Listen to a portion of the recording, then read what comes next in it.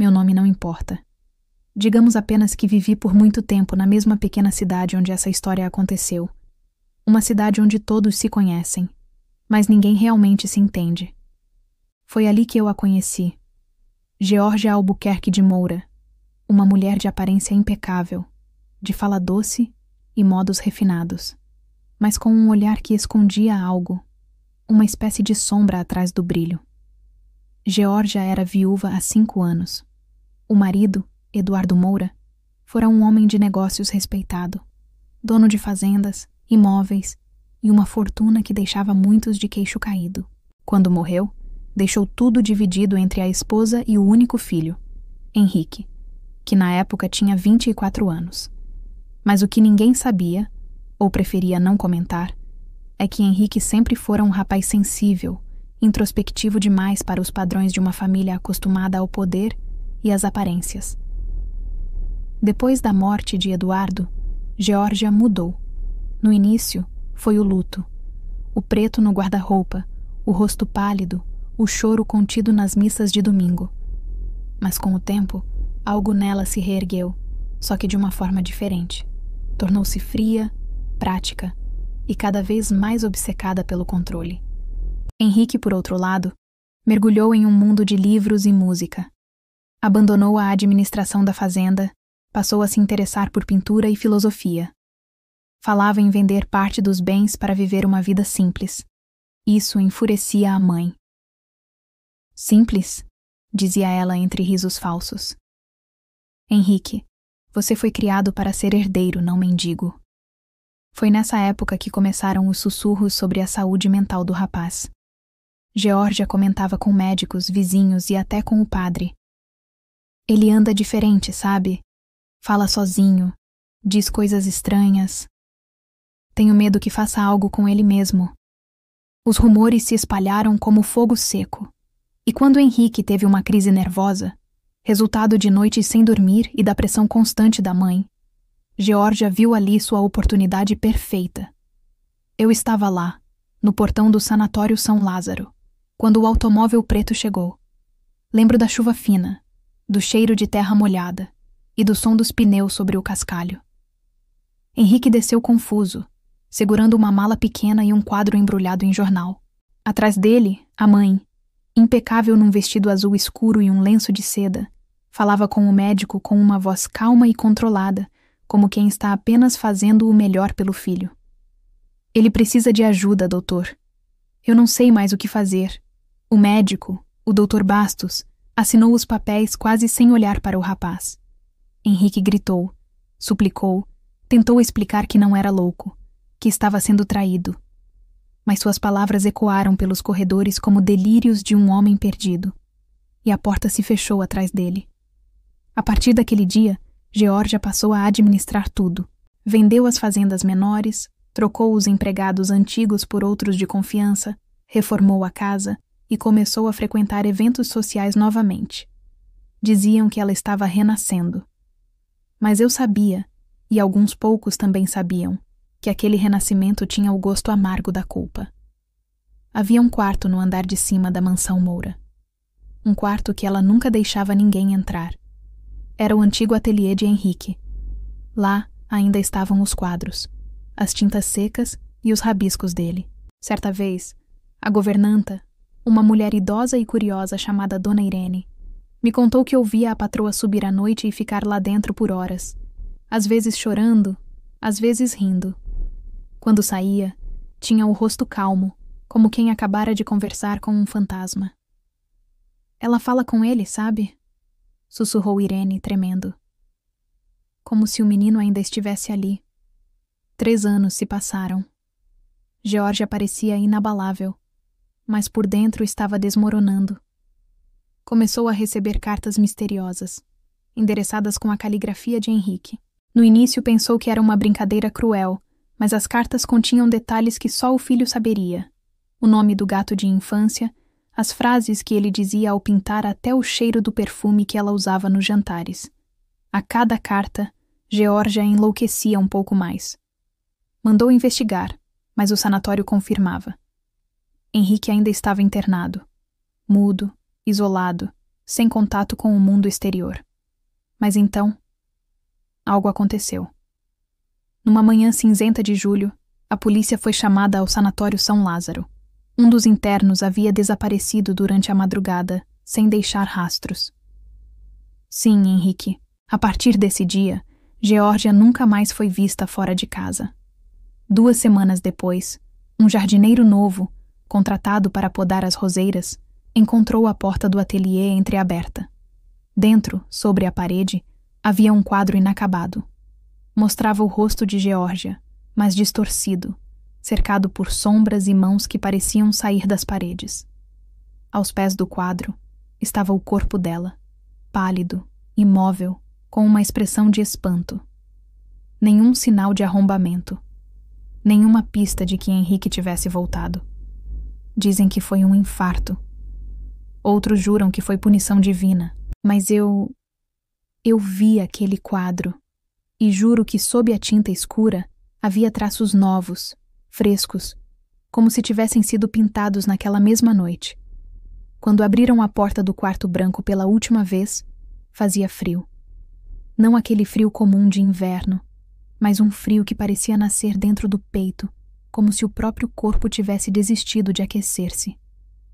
Eu estava há 1140 dias no sanatório São Lázaro. E todos os dias, exatamente às 6 da tarde, eu pintava o mesmo rosto, o dela, minha mãe, Geórgia. No início, tentei entender o motivo de estar ali.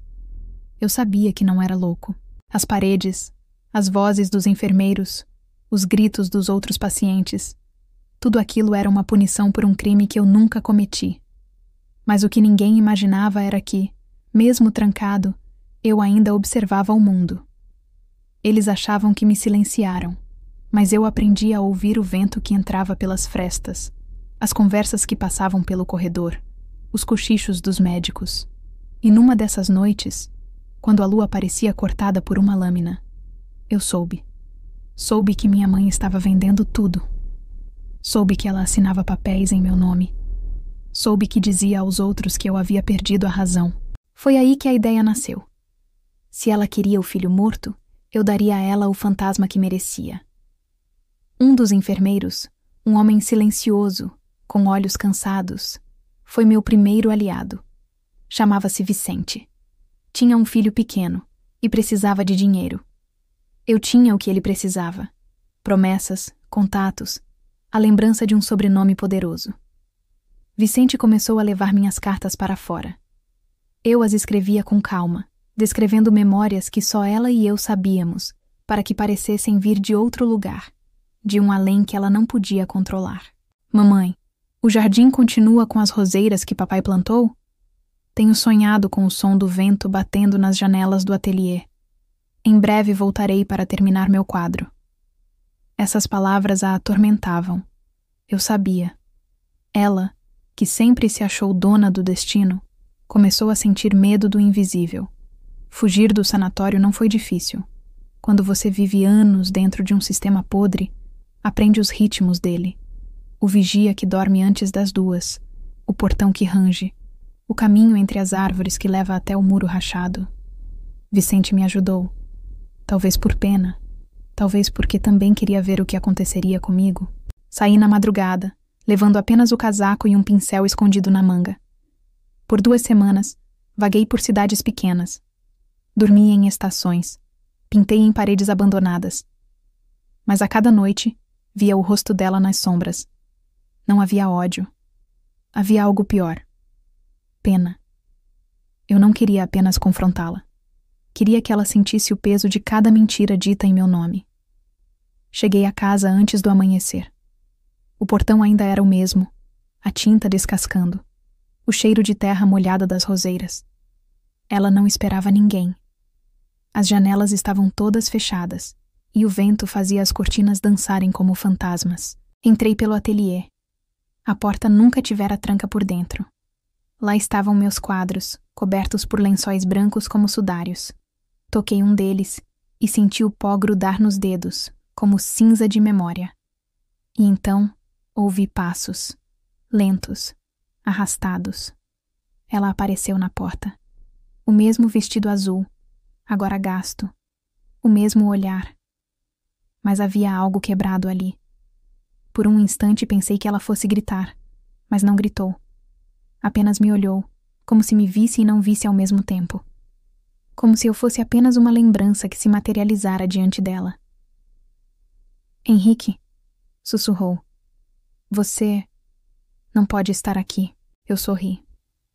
Estou, mãe. Voltei para terminar o que começamos. Peguei o quadro inacabado e comecei a pintar.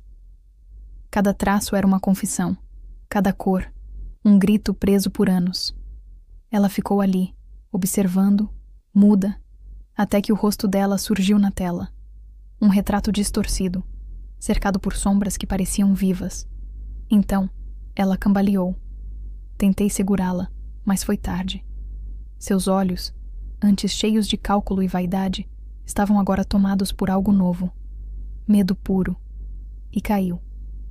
Quando os vizinhos encontraram o corpo, eu já não estava mais lá. Dizem que o quadro ainda estava molhado. Dizem que o rosto dela parecia se mover sob a tinta, como se respirasse. E dizem que à noite o ateliê exala um leve cheiro de terebintina e rosas secas. Mas eu continuo pintando. Em lugares onde ninguém me procura. Às vezes assino meus quadros como H. Moura, às vezes deixo sem nome. Mas em todos há o mesmo olhar, o dela, me observando das sombras. Passaram-se muitos anos desde aquela noite. O nome Geórgia Moura virou lembrança de um escândalo antigo, uma história que as pessoas contavam em voz baixa, nas mesas de café ou nas filas de missa.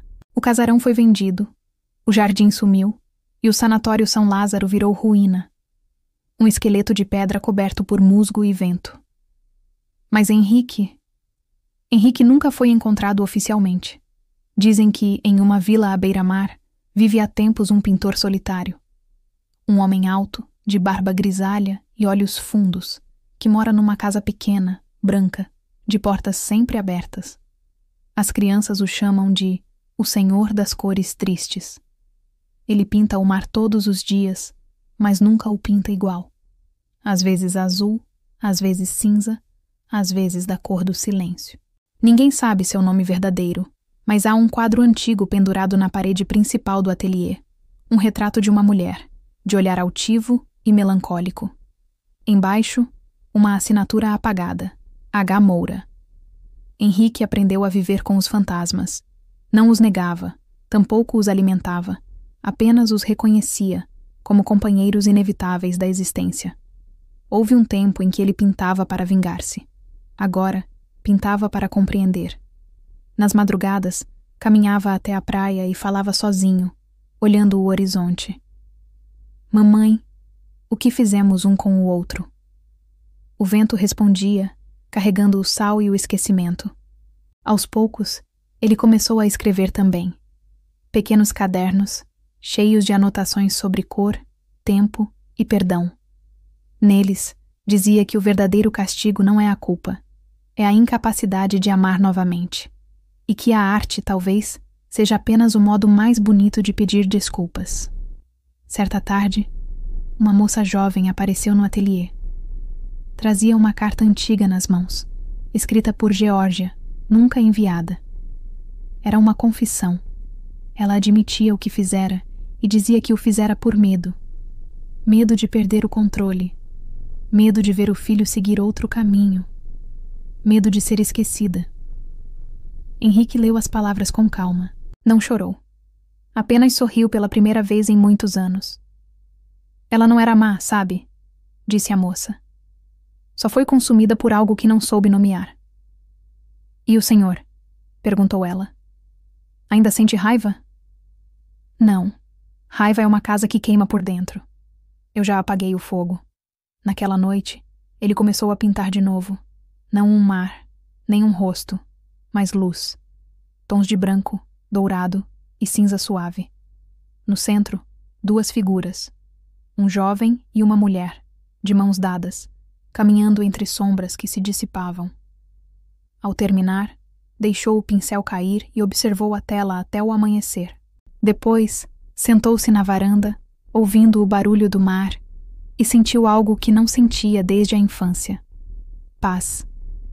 Dizem que morreu dormindo naquela noite, com um leve sorriso no rosto, e que quando encontraram o corpo, o sol da manhã refletia na pintura, iluminando as duas figuras, tão vivas, tão serenas, que pareciam prestes a sair da tela.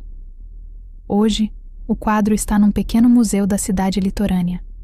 Ninguém sabe ao certo quem foram aquelas figuras, mas os visitantes sempre dizem sentir algo estranho ao olhá-lo. Uma mistura de melancolia e consolo. Na placa, lê-se apenas: O Perdão. H. Moura, sem data. E assim terminou a história de Geórgia e Henrique. Não em ódio, mas em compreensão.